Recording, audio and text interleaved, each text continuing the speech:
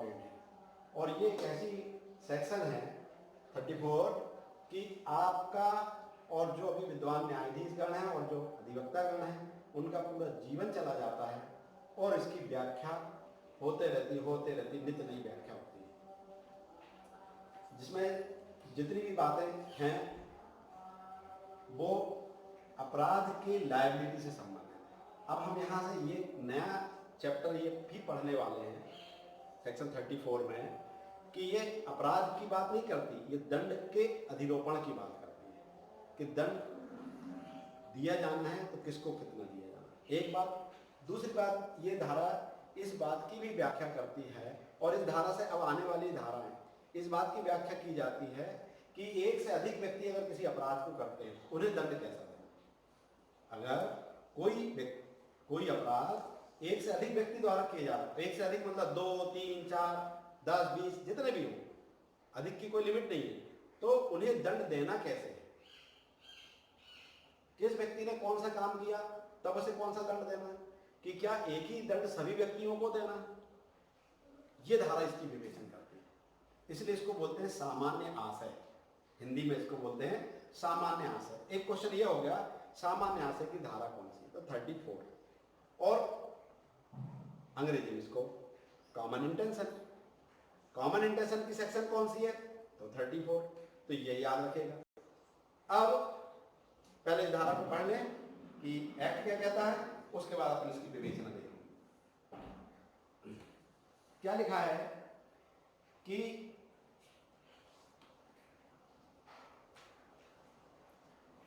जबकि कोई आपराधिक कार्य कई व्यक्तियों द्वारा अपने सबके सामान्य आशय के अग्रसरण में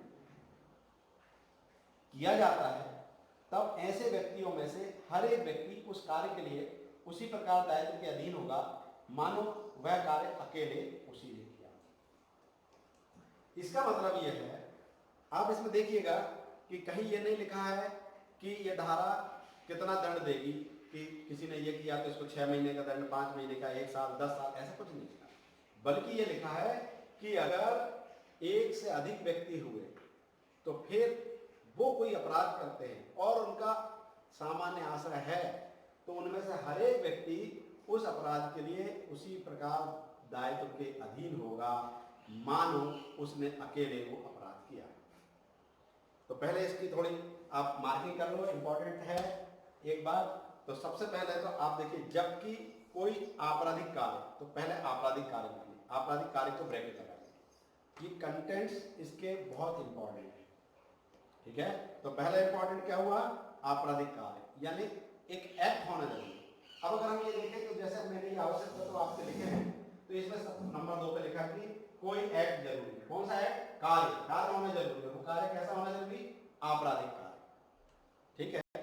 आप कोई भी आपराधिक कार्य, फिर लिखा है तो पहला ब्रैकेट लग गया आपका आपराधिक कार्य पर, दूसरा ब्रैकेट लगाइएगा कई व्यक्तियों द्वारा। तो कई व्यक्ति का अर्थ क्या हुआ, अगर कई व्यक्ति देखेंगे तो उसका अर्थ हुआ कम से कम 2, एक से अधिक होंगे तभी कई होते हैं। तो मिनिमम देखेंगे तो मिनिमम कितने व्यक्ति हो गए, 2। तो एक क्वेश्चन प्री में आता है कि सामान्य आशय के लिए कम से कम कितने लोग होने जरूरी, एट लास्ट मेंबर तो 2, क्योंकि इसके बाद ही सामान्य आशय होगा। तो 2 महत्वपूर्ण बातें आई।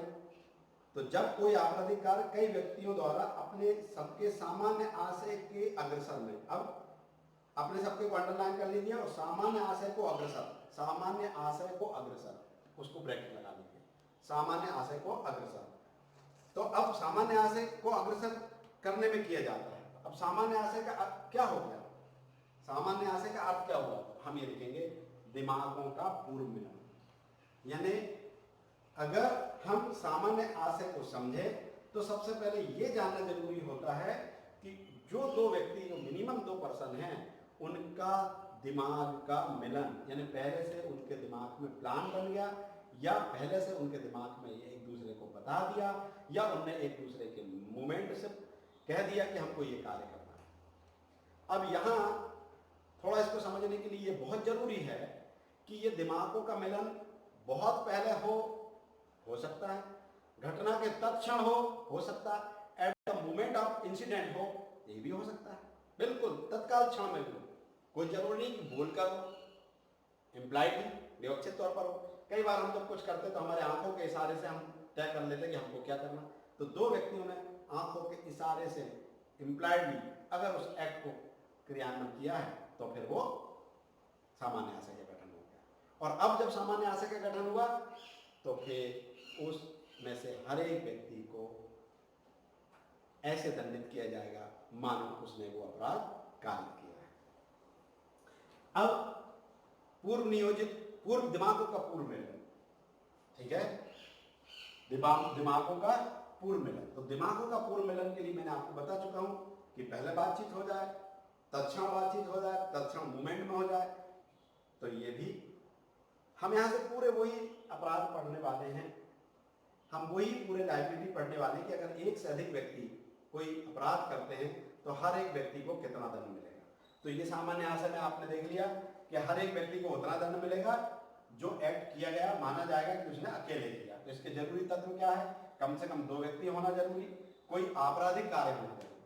अब परीक्षा में ये प्रश्न आता है तो कई बार ऐसा लिख देते हैं सामान्य आशय, कार्य होना जरूरी, आपराधिक कार्य होना जरूरी और कुछ 2 लिखा दिए।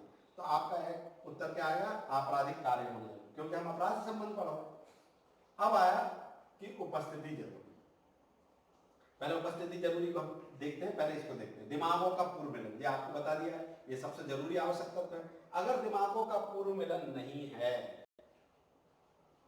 दिमागों का पूर्व मिलन में और स्पष्ट कर दूं आपको, ये कभी भी हो सकता है, तत्क्षण घटना के समय या फिर घटना के बहुत पहले हो सकता है। तो ये जब दिमागों का पूर्व मिलन हर एक स्टोरी में, हर एक ऑफेंस में, हर एक जो अपराधों का संव्यवहार होता है उसमें एक तथ्य का प्रश्न होता है कि ये कैसे हुआ, कब हुआ, किस मोमेंट पर दिमागों का पूर्व मिलन हुआ। तो जैसी एविडेंस आती है उसके आधार पर तो दिमागों का पूर्व मिलन समझ गए। अब आया उपस्थिति। देखिए, सामान्य आशय जब ही गठित होगा जब वो एक्यूज्ड जिसके ऊपर सामान्य आशय का मामला बनता है उसकी उपस्थिति होना जरूरी। अब उपस्थिति होना जरूरी का यह अर्थ नहीं है कि वो एट द मोमेंट वहीं पर उपस्थित हो, बिल्कुल चाकू मारते समय या बैंक लूटते समय या कोई अपराध करते समय वहीं उपस्थित हो, ऐसा नहीं। वो उसके सराउंडिंग ऐसी उपस्थिति में खड़ा है, ऐसी उपस्थिति में है कि उसका उस घटना में योगदान हो रहा है, उसका उस घटना में योगदान हो रहा है। तो उसको क्या कहते हैं कि सामान्य आशय का गठन हो। ठीक है, देखिए इसमें परीक्षा में केस लॉ भी पूछे जाते हैं, तो 2 केस लॉ में बता देता हूं कि एक महबूब शाह बनाम एम्परर, इसको याद लीजिए, लिख लीजिए आप, महबूब शाह बनाम एम्परर। ठीक है, एक केस है महबूब शाह बनाम एम्परर और एक वीरेंद्र कुमार घोष बनाम एम्परर। आप ये 2 केस लिख लीजिए। ठीक है, देखो फोन का म्यूट नहीं है। वीरेंद्र कुमार घोष बनाम एम्परर और एक महबूब शाह बनाम एम्परर। तो देखिए, ये वीरेंद्र कुमार घोष वाला केस आपको बिल्कुल समझ में आ जाएगा कि इसमें क्या हुआ था। एक पोस्ट ऑफिस में कोई व्यक्ति था तो उसको मारना पीटना था। कुछ लोग गए अंदर, तो वो अंदर थे और उन्होंने उस व्यक्ति को मारा, जो किया। लेकिन जो एक साथी था वो बाहर खड़ा था, वो बाहर खड़े होकर मूवमेंट कर रहा था कि भागना है, कहाँ से कैसे होगा, ये आदमी अपराध करके आ रहा है। वो दोनों चूंकि प्लानिंग से ही आए थे, तो जब अपराध अंदर हो गया सब भागे। तो ये जो बाहर खड़ा था व्यक्ति, इसको कुछ लोगों ने पकड़ लिया और पकड़ के इसको पुलिस के हवाले कर दिया। इसके दिमाग में यही चल रहा था कि मैंने तो कुछ किया नहीं, मैं तो बाहर खड़ा था, तो मैं तो बच जाऊंगा, मैंने कुछ नहीं किया, मैं पुलिस को बोल दूंगा, कानून को बोल दूंगा कि मैंने कुछ नहीं किया। परंतु जब उन्होंने यही बात दलील भी दी कि साहब मैंने कुछ नहीं किया क्योंकि मैं बाहर अकेला खड़ा हुआ था, बस इसका ये मैंने किया कि अब ये कब आएगा, इसको गाड़ी से ले जाना या जो भी इसका बोला। तो कोर्ट ने ये धारण किया कि नहीं, आपका एक्ट, चूंकि आप साथ आए हो, चूंकि आपने एक्ट में पूरी योगदान दिया, तो इसलिए आपका कार्य इस धारा के अधीन आएगा और आप उसी दंड से दंडित होंगे जो उस व्यक्ति ने अपराध के रूप में किया, जो अंदर गया। तो क्लियर हो गया। तो उपस्थिति जरूरी है। हाँ, अब इसको ये भी ध्यान रखना जरूरी कि इस धारा की तुलना बहुत सारी धाराओं से होगी जो हम पढ़ेंगे। सेक्शन 34 की तुलना 149 से, कॉमन ऑब्जेक्ट से होगी, क्रिमिनल कॉन्स्पिरेंसी से होगी और अबेटमेंट से होगी, दुष्प्रेरण से। तो ये हम अभी पढ़ेंगे और ये पूरे मेंस के क्वेश्चन है। ये 34 प्री में भी आता है, मेंस में भी आता है और इंटरव्यू में भी आता है। और ये जितने अंतर मैं बता रहा हूँ आपको, ये अपन अभी पढ़ेंगे। ये अंतर भी प्री मेंस इंटरव्यू के क्वेश्चन है, फिक्स क्वेश्चन है, ये याद रखिएगा। अब ये दिमागों का पूर्व मिलन, ये योगदान हो गया, दो केसला हो गया। अब इसको जो है सामान्य आशय का,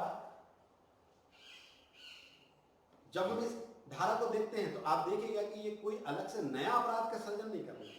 तो इसका एक विशेषता और क्या हो गई है कि छठवा नए अपराध का सृजन नहीं करती।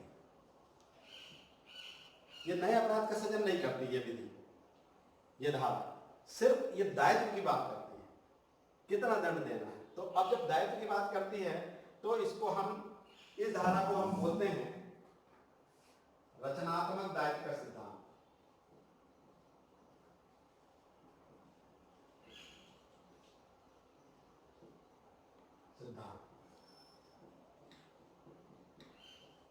नंबर 1, अब चूंकि आपको देखा एक व्यक्ति दूसरे व्यक्ति की बराबरी से अपराध करने में योगदान दे रहा है, तो हम इसको योगदान का सिद्धांत भी कहते हैं।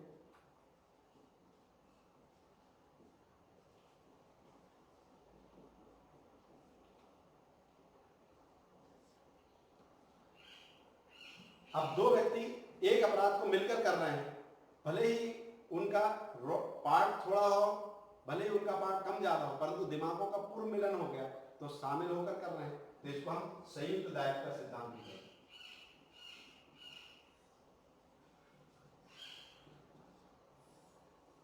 और अंग्रेजी में इसको बोलते हैं कंस्ट्रक्टिव, डॉक्ट्रिन ऑफ कंस्ट्रक्टिव, ठीक है, कंस्ट्रक्टिव लायबिलिटी का सिद्धांत, ठीक है। तो कंस्ट्रक्टिव लायबिलिटी कहते हैं इसको। तो ये आपको बहुत महत्वपूर्ण है।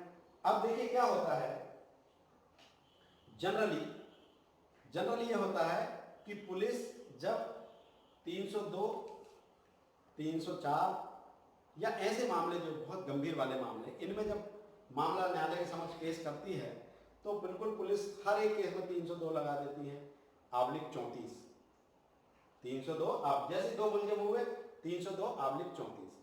अब आप इतना बारीक से इसलिए पढ़ रहे हो कि आप ही कल जाके जब एडीजे बनोगे या आपके ट्रायल के जो मजिस्ट्रेट ट्रायल के केस है उसमें जब आप देखोगे, तो जब आप देखोगे कि एविडेंस कैसी आई, उस एविडेंस के आधार पर आप ये तय करोगे कि इसमें धारा 34 लागू हो रहा है या नहीं।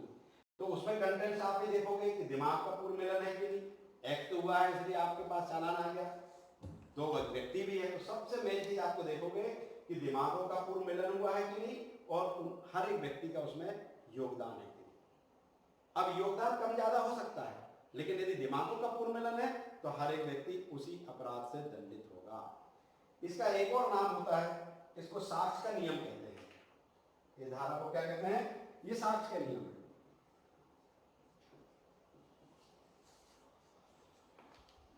परीक्षा में आता है तो ये साक्ष्य के नियम कि ये साक्ष्य के आधार पर तय होता है। तो एक बारीक सी लाइन ये तय करती है कि संयुक्त दायित्व लागू होगा कि नहीं, कंस्ट्रक्टिव लायबिलिटी होगी कि नहीं। तो ये धारा नए अपराध का सृजन नहीं करती, जो अपराध दोनों व्यक्तियों ने मिलकर अपने पूर्व नियोजन से किया है उसके आधार पर हर एक व्यक्ति को उतनी सजा होगी जितनी की एक व्यक्ति ने एक्ट करके किया है। जैसे हमने बताया कि अगर आप बैंक लूटने के लिए गए, अपन ने योजना बना ली। अब देखिए, अगर योजना बना ली ऐसा कहें तो ये तो क्रिमिनल कॉन्स्पिरेंसी हो गई, अपने आप में एक अपराध हो गया 120B का, ठीक है। अब योजना बनाने के बाद हम बैंक चले गए।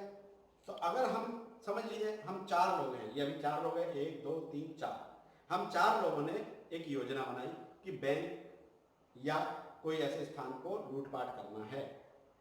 अब हम 4 जब योजना बनाए तो यहाँ एक अपराध का सृजन हुआ, क्रिमिनल कॉन्स्पिरेंसी, आपराधिक षड्यंत्र। लेकिन फिर एक व्यक्ति ने 2 दिन बाद विचार करके बोला ये मैं नहीं जाऊंगा, मैंने ये गलत काम है, मैं नहीं करता, ठीक है। और अब हम 3 लोग मौके पर गए और 3 लोगों ने क्या किया, हमने वहां अपराध कर दिया और बैंक को या जो भी लूटपाट करना थी वो कर दिया। और उस 3 में से एक बाहर खड़ा रहा गाड़ी स्टार्ट करके कि जैसे बैंक लूट के लाएंगे या वहां लूटपाट की जाएगी उस पर बैठो और भागना है, ठीक है। एक व्यक्ति पिस्तौल लेकर सबको डराते रहा, कोई सामने नहीं आएगा, कोई ऐसा नहीं होगा, सब लोग ऐसे हाथ करके खड़े हो गए बैंक में या जहां लूटपाट करना था वहां खड़े, और एक व्यक्ति पूरे पैसे रखते गया। अब जब ये मामला का पर्दाफाश होगा, ये मामला पकड़ाएगा, तो यहां जब चार्ज लगाने की बारी आएगी तो 3 के ऊपर 34 धारा लगी, मतलब बैंक लूटने की या जो लूटपाट करने की 392, फिर और जो भी उसके साथ ऑफेंसेस हुए हैं, आप आपराधिक अत्याचार, ठीक है, जो भी ऑफेंसेस और इंक्लूड हो गए सबका संव्यवहार, उसके साथ आवलिक 34।